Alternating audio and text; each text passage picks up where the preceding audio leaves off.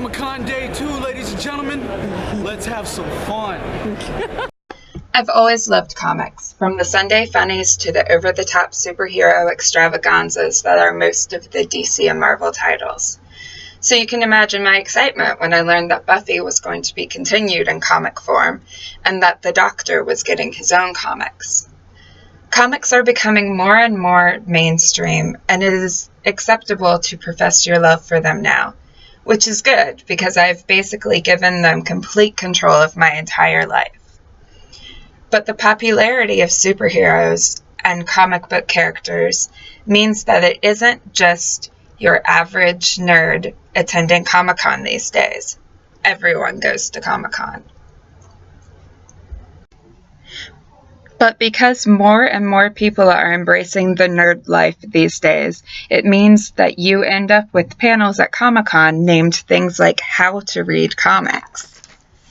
I had assumed, and foolishly hoped, that this would be a panel on reading the subtext of comics, the use of colors and angles, and what they added to the narrative, that sort of thing.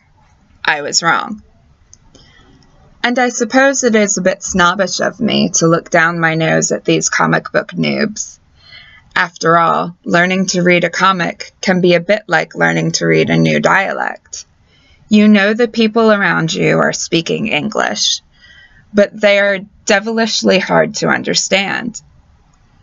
I learned how to understand this dialect at such a young age that I forget that not everyone else can read it with the same ease.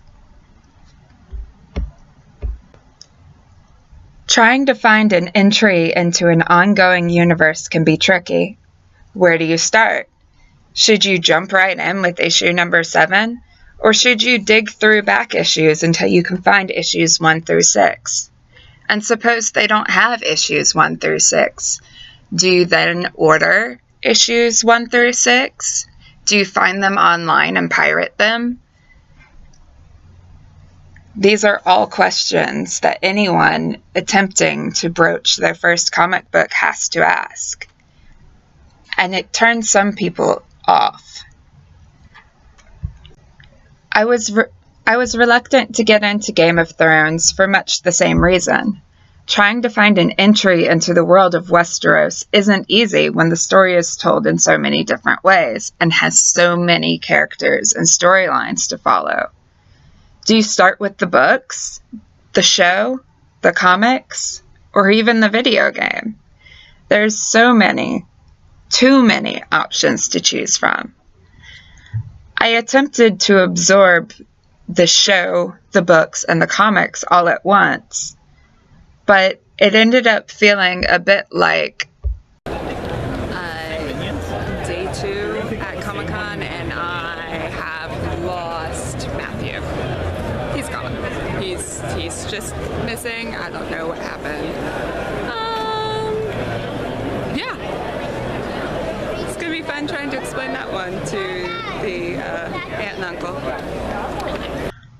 I love comics because they move more quickly than books and TV shows.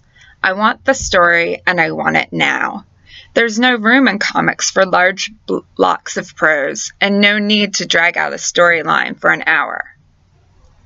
Comic books got me hooked on Game of Thrones.